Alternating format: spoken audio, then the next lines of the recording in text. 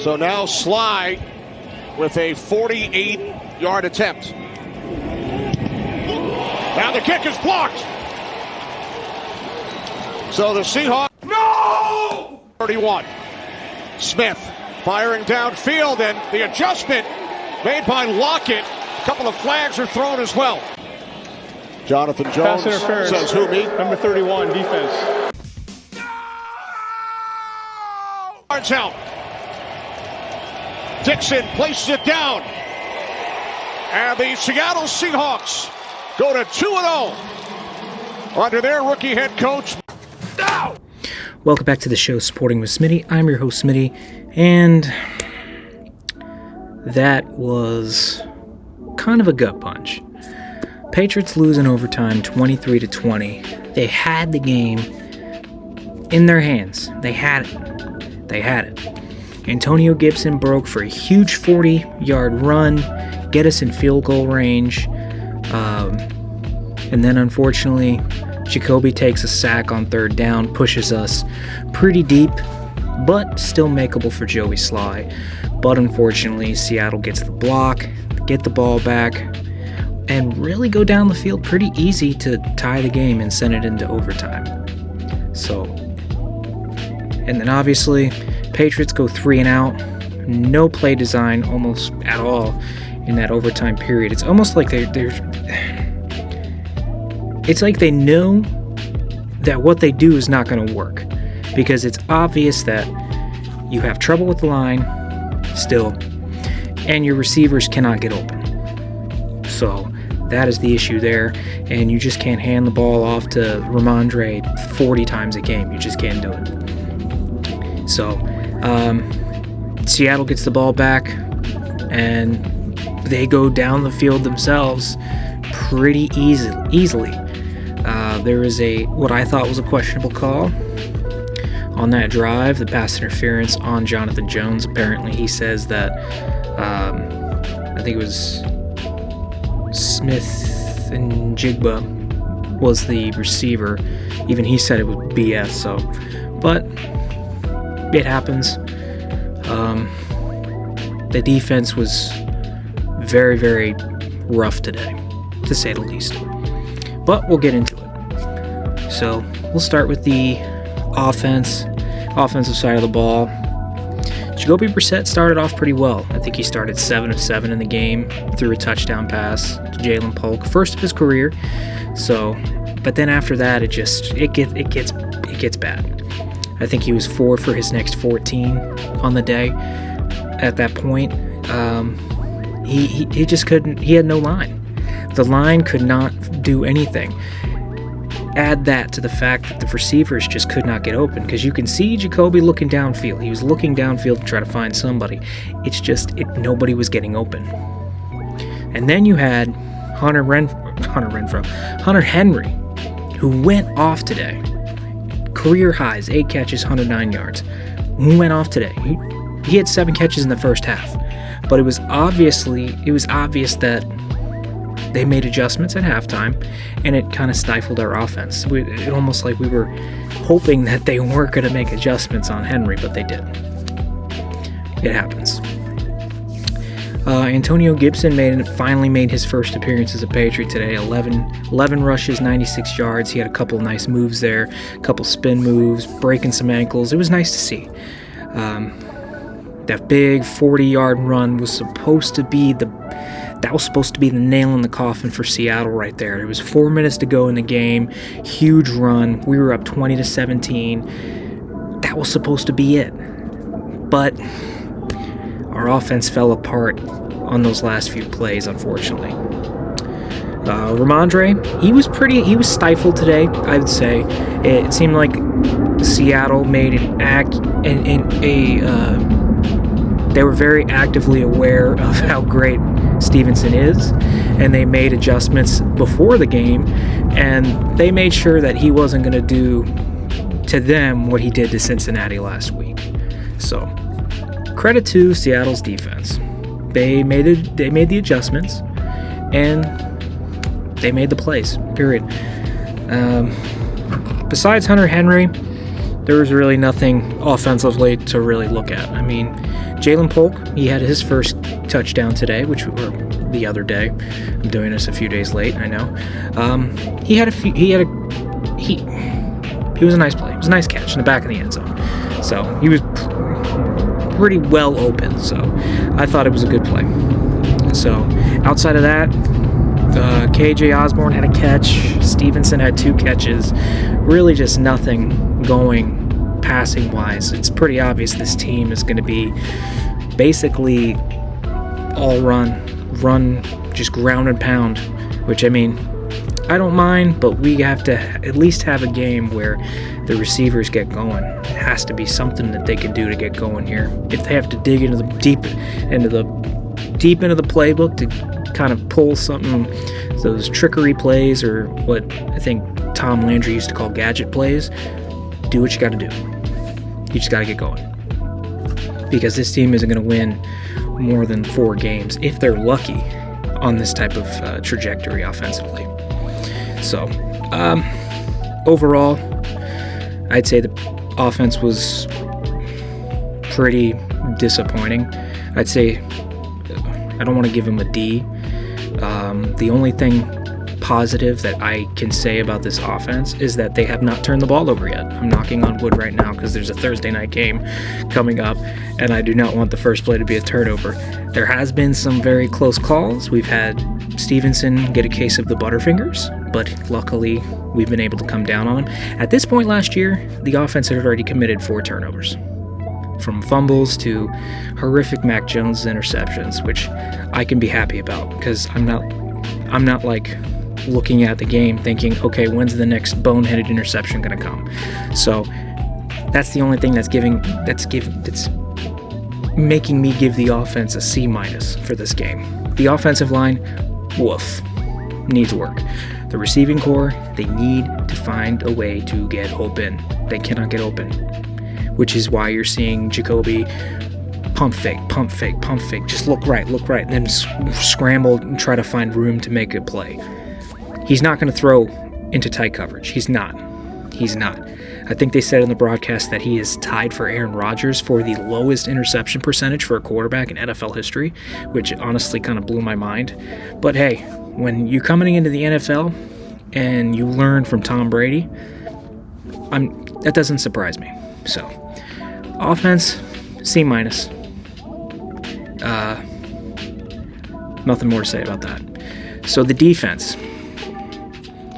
The defense was pretty bad the other day.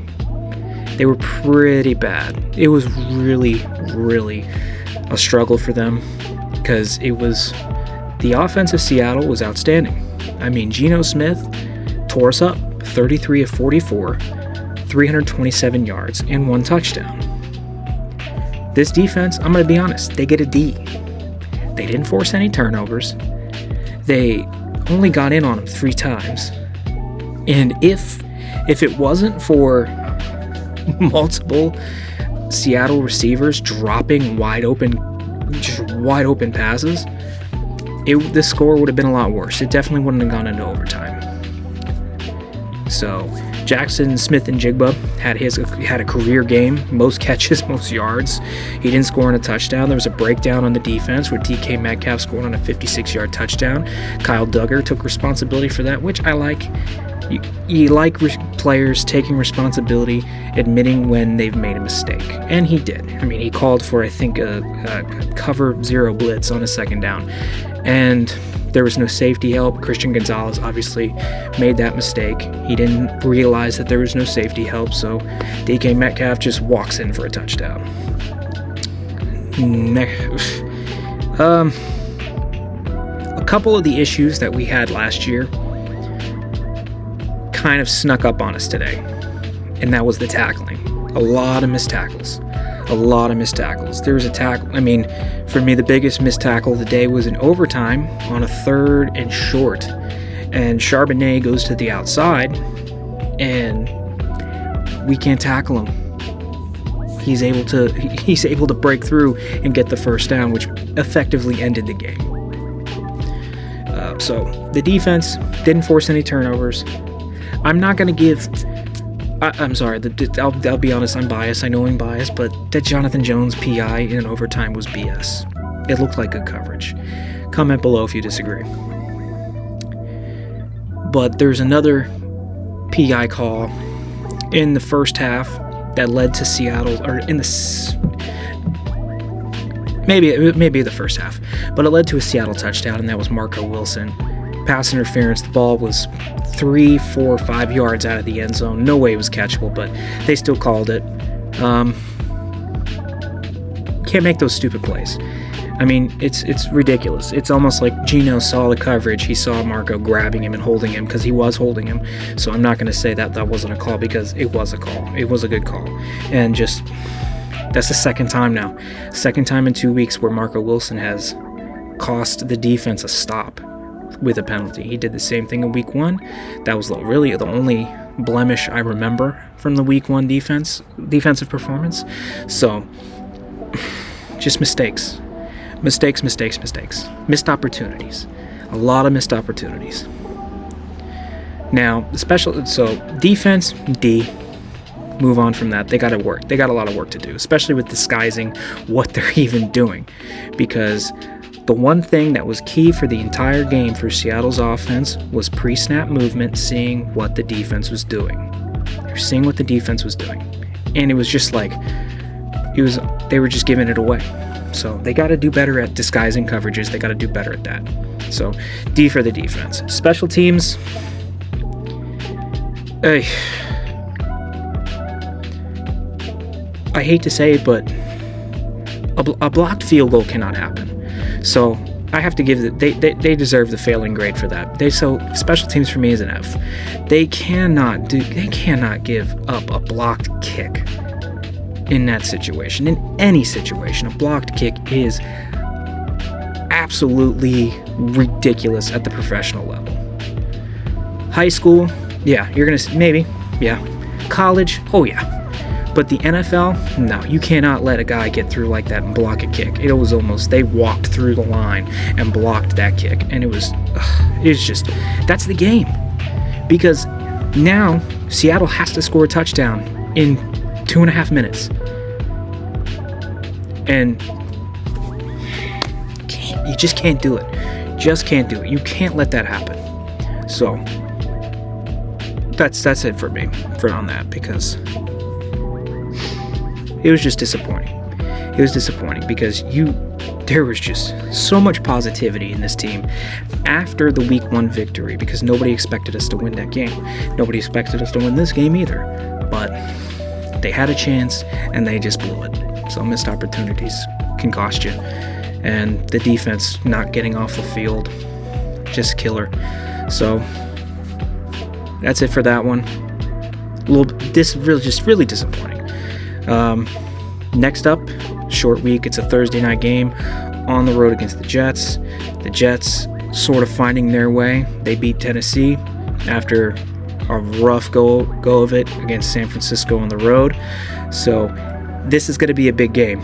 This is going to be a big game because of what's going to happen next, which is a road game against San Francisco. And I don't care if they have CMC or not. I know he's going to be out. I don't care. That team is so fundamentally sound, and without even Deebo Samuel as well. So they're so fundamentally sound. They can lose 2 guys on that offense and still be fantastic. Their defense is still top-notch. So if the Patriots want any chance to at least shock some people, they have to win They have to win this game against the Jets. It's not going to be an easy task. Rookie defensive coordinator in that role for the first time, going up against a Hall of Fame quarterback. We'll see. We'll see what happens. It's been a while since Aaron Rodgers played against the Patriots. I think it's been 6 years now. Last time I remember, I think it was 2018. No, it's been a few years. 2022. So we'll see what happens.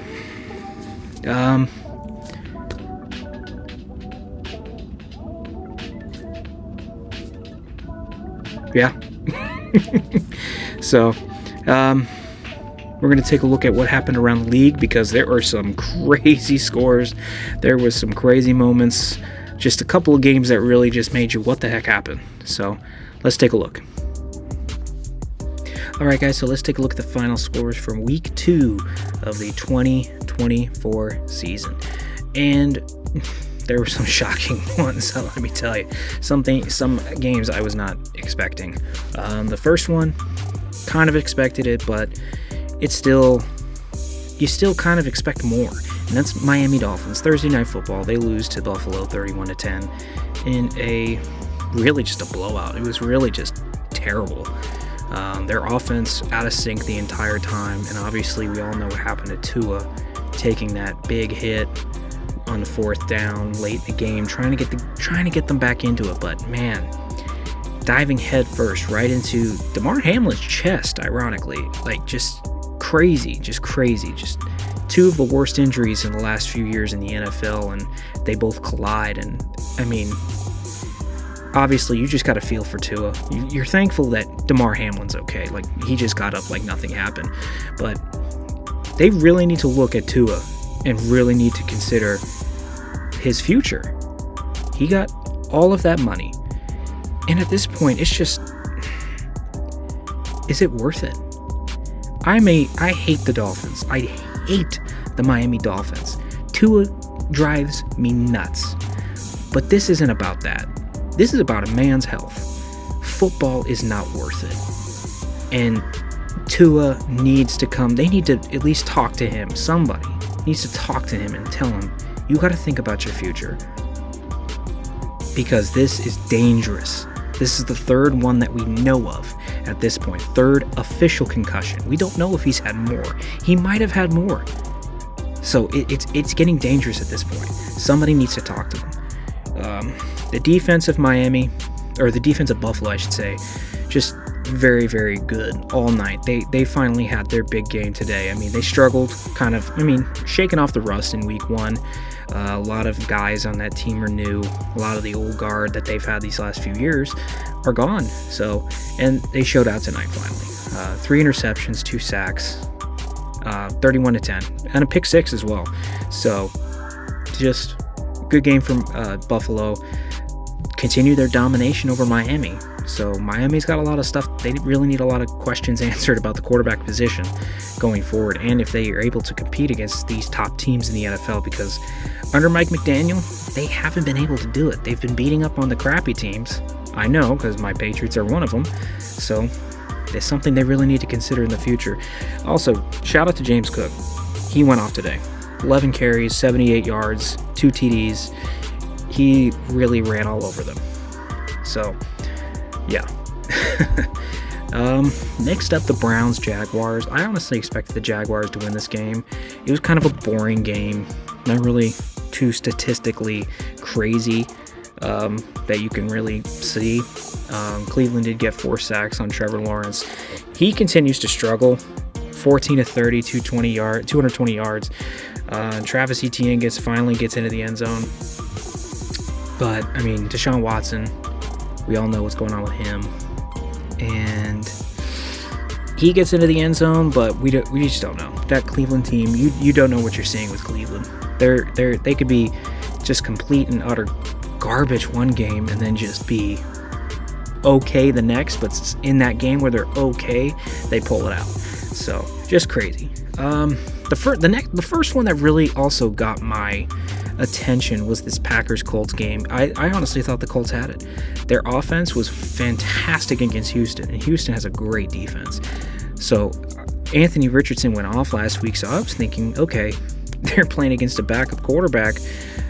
Let's see what they can do. I think they could do it. They can really put some pressure, but damn. Packers came in. They had a great game plan, being very careful with the football, not turning. It's that complimentary football thing. Just not turning the ball over, doing anything to put you in a position to give the other team an advantage or a short field. And that's what they did. So Malik Willis coming in and playing very well after struggling in a couple of games these last few years when he's been called upon to go in. Josh Jacobs had his first big game as a Packer, 32 carries, 151 yards. Not bad.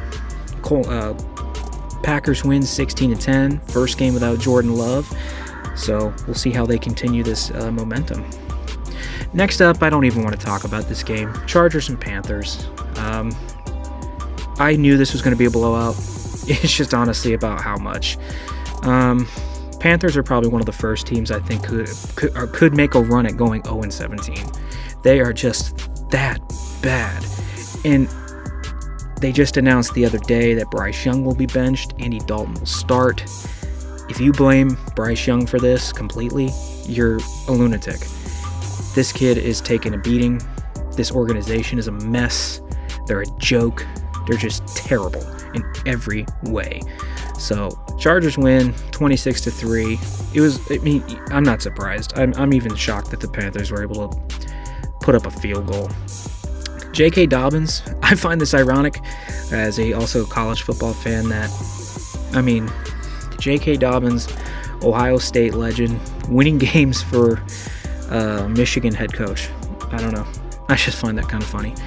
But next up, another shocker, the Vikings against the 49ers. The 49ers started this game very, very slow. They could not get going.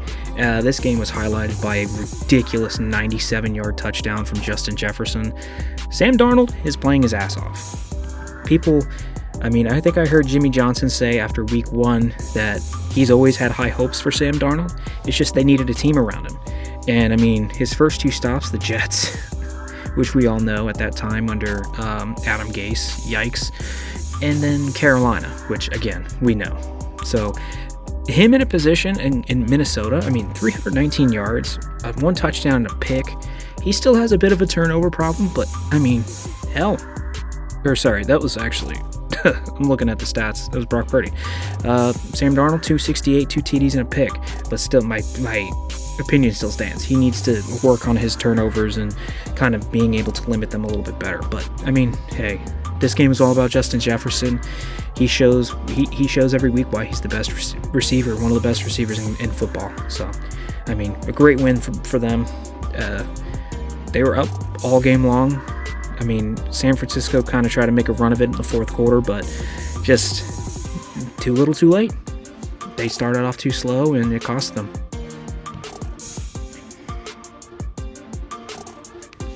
The next up is a field goal fest in the Commanders and Giants game. Nothing but field goals. 13 field goals all around. Just, you're seeing, and this is what bugs me.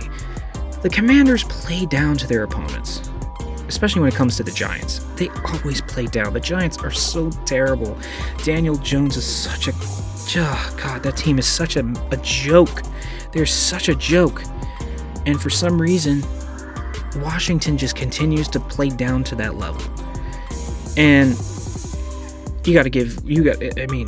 Brian Robinson, outstanding. This team, if they can figure it out, the Washington Commanders can figure it out.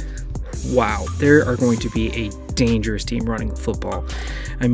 Brian Robinson, he's already an outstanding back. You add Jaden Daniels in there, look out. Jaden Daniels had he had a good game, 23 of 29, 226, very efficient, made some big throws on that last drive to set them up for the game-winning field goal. This new kid, Seibert, I don't know if I'm pronouncing his name correct, but 7 for 7, first game after they cut Cade York. Damn good game. He earned his check this week. Commanders finally win for the first time in the Dan Quinn / Jaden Daniels era, and also the Giants in kind of a trash heap right now. Another one that I think shocked the sports world, it feels like. The Saints just beating up on Dallas like it was nobody's business. It was 35-16 at halftime. I think that was their most points they've given up.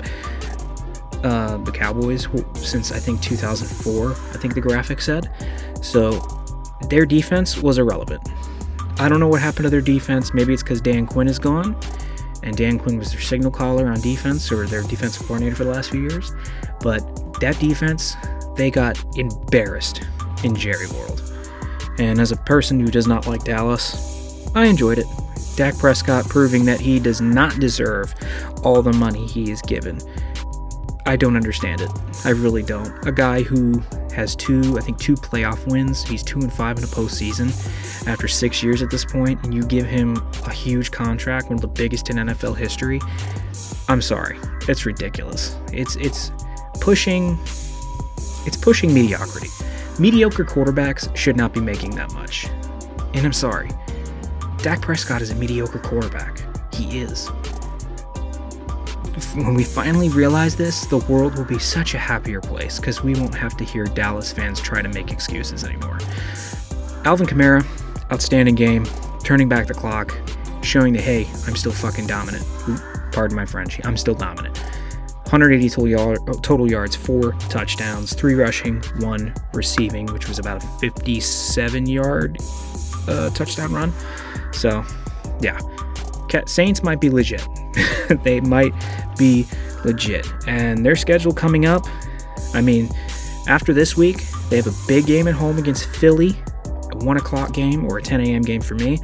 And then after that, the Falcons, so a cupcake game. And then the big one, Monday night game on the road at Arrowhead, Kansas City.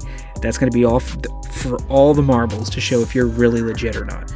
So they could be in that game 3-1, or if Philly continues to struggle, they could be going into that game 4-0. So definitely being able to keep an eye on New Orleans with that one. The next game, kind of a really forgettable one. The Jets against the Titans. The Titans are just not a good team. Aaron Rodgers, good on him, finally getting back into the winning column for the first time. Feels like in a very long time. I think since, I think they said like something about 18 months, I think. So, yeah, good on him. He had a pretty good game, not as efficient as usual. 18 to 30, 176 yards, 2 touchdowns. But Breece Hall, pretty average game. But Braylon Allen, apparently the NFL's youngest player to score 2 touchdowns in a game. So, hey, congrats on him. Pretty good game for the Jets. The Titans continue to sink. I don't see them coming out of it. They signed, I know they got Calvin Ridley, but Andre Hopkins really hasn't done much in his time in Tennessee. He had 1 catch today, so it seems like he might be out of his prime, unfortunately, which is really sad because when he was in his prime, he was so exciting to watch. Calvin Ridley seems to be the only offensive weapon they have. Maybe Tony Pollard. Will Levis, you look at him and he just doesn't wow you. He made a couple of just boneheaded plays against Chicago last week that cost his team the game. So definitely something to look out for the Tennessee Titans. Who knows how much longer Levis, if he continues his below average play, how long he'll be the starter. Next up is the continued rebirth, I think, of Baker Mayfield. He has shown that he can be a starter in this league, and that everything that happened to him in Cleveland wasn't completely his fault. It was all Cleveland, period. And then his time in Carolina, again, Carolina is a complete mess of an organization.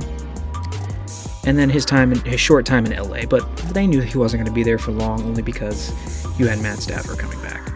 But man, he has shown some unbelievable just calmness, coolness. He looks like a leader on that team. And taking over for Tom Brady in any position like that, man, big shout out to Baker. The Bucs might be legit. Getting revenge on the team that knocked him out of the playoffs last year. Goff had a good game, threw 55 times, but man, yeah, those 2 interceptions are killer. Amon St. Brown had his first big game of the year, finally 11 catches, 119 yards. Unfortunately, no scores for him. The only score came from David Montgomery. So the Bucs, to look into the ahead for them, they've got the Broncos next week, which, it's a home game too, so I think that's a win because Bo Nix is proving his college nickname right. Bo Picks, just a mess there. And then a game against Philly, who historically, the last few years, really the last decade, they've owned.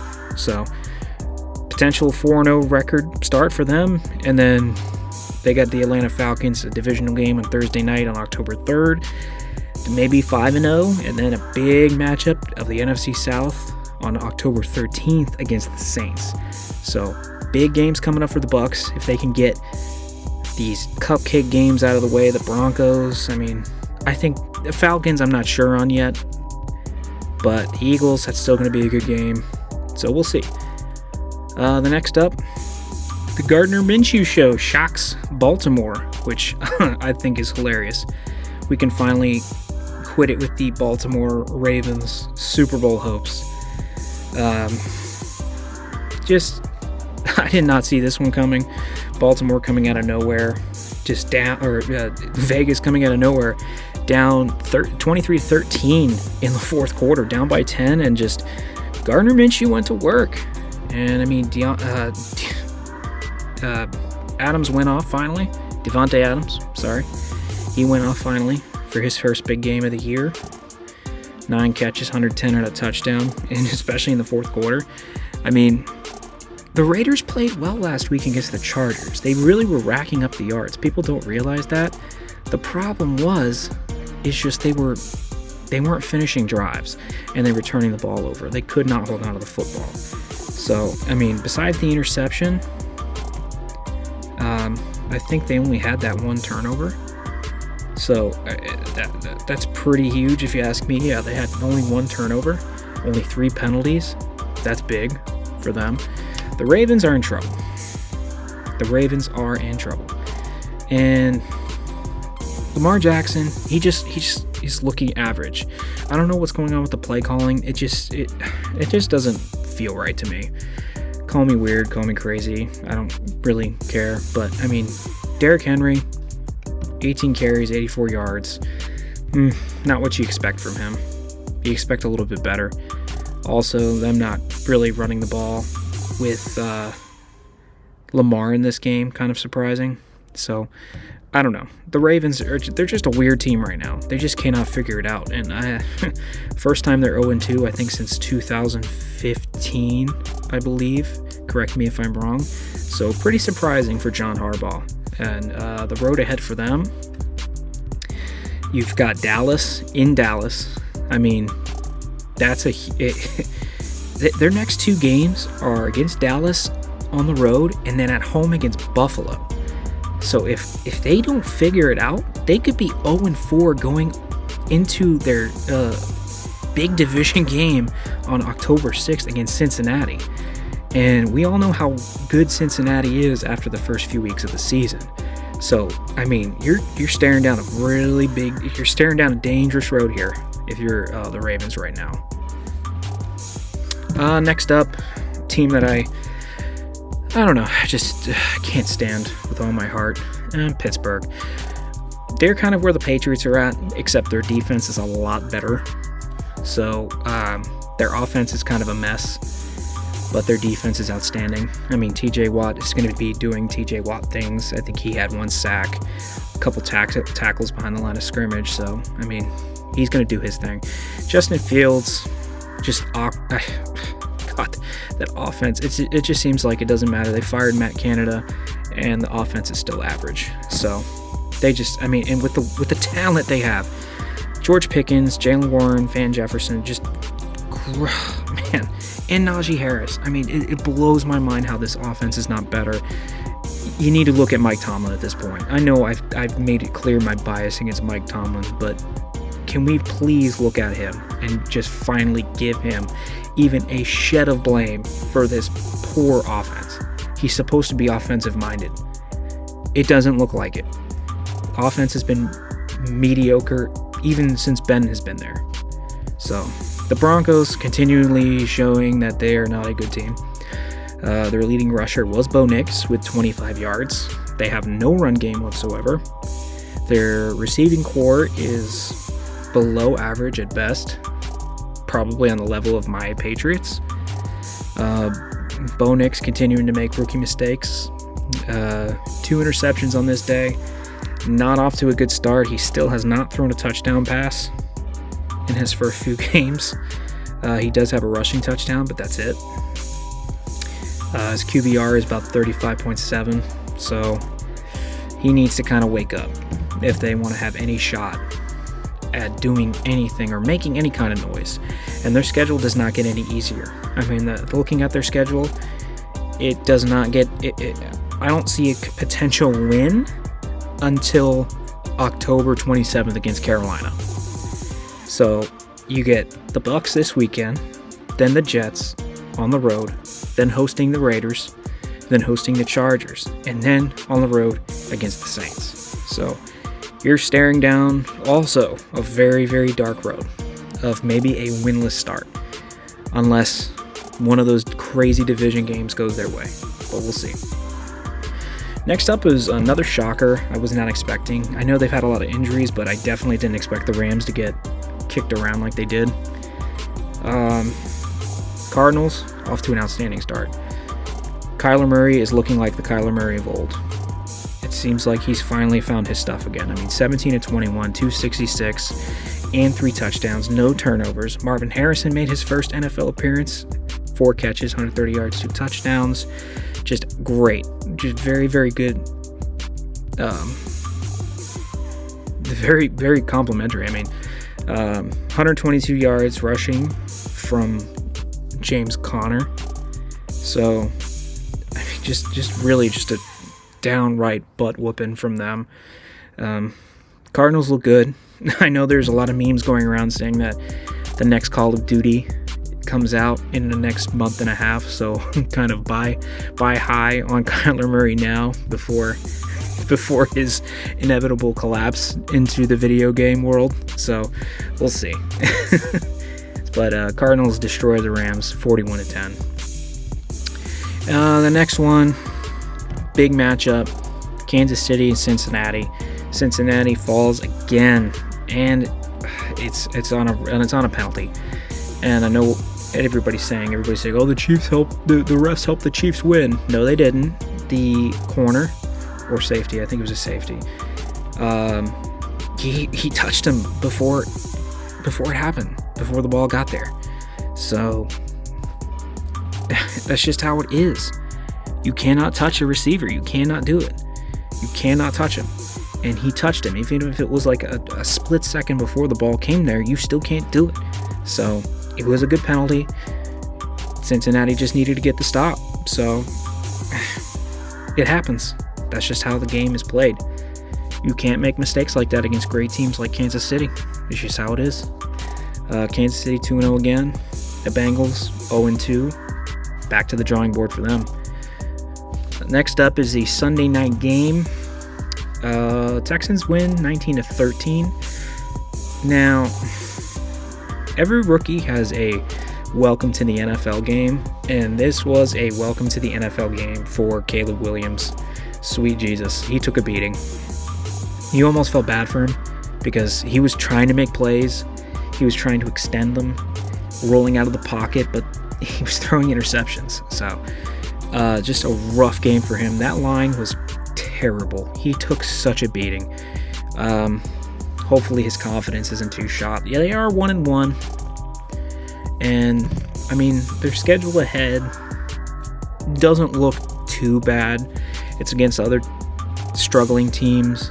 You got the Colts, then the Rams, and then the Panthers. Yikes. So, very just winnable games coming up. They just need to figure out their offensive line. They need to figure out a way to protect Caleb better, because what they're doing now is not working. So they need to figure it out. And lastly, the Falcons in a stunner against the Philadelphia Eagles. I enjoyed that last second touchdown. It just proves my point more that Nick Sirianni is not a good coach. He was handed a great team with excellent athletes, and he is doing his best to make sure that they become the most overrated team in football. The biggest stat that really just shocks me is that how Jalen Hurts is 2-9 in his last 11 starts. That's actually pretty shocking, especially with a team that has a great defense athletically. Like, they are so good on defense. They have killers on that defense. And you have unreal talent on offense. You have A.J. Brown. You have Devontae Smith. Like, I don't. And then you have just a revitalized Saquon Barkley who just comes out of nowhere and says, hey, I'm happy now, and look at me, I'm healthy too. And you still can't get it done. Just, I don't know how that happens. I really don't. The Falcons, it almost at times, it was almost no effort going down the field. Kirk Cousins made some great throws in this game. One of them to Darryl Mooney late in the third on a 41-yard. I think it was on a fourth down or really a third and long. Correct me if I'm wrong, but I mean, he was throwing the ball out there. I mean, he was getting some pressure, but he was able to make plays either way under pressure, just ridiculous throws. Off his back foot, just in the air jumping. Like, it was weird. It was crazy, but it was cool. But the Falcons win 22-21. You're still not sure about the Falcons. I'm not sure about them. They have a pretty tough game next week against Kansas City. I mean, even though they are at home in that nice stadium, but we know how Kansas City is. So, man, it's going to be such a good game. All these games are coming up are just so entertaining. I just love having the NFL season back. But that's it for today, guys. I really appreciate you guys watching and listening. Let me know in your comments below how you felt, how this week went, how the NFL season is off to a good start. I mean, apparently stats, passing yards are down, touchdowns are down, so we're really getting into really nice back and forth defensive affairs, just also great running backs, and just everybody's running the football. I don't know, it's like a kind of a blast from the past moment here. So we'll see what happens next week. Let me know what you guys think. Who are the possible contenders? Who could maybe surprise us next week? Let me know in the comments below. Thank you guys for watching and listening. I'll see you next week, hopefully to celebrate a Patriots win.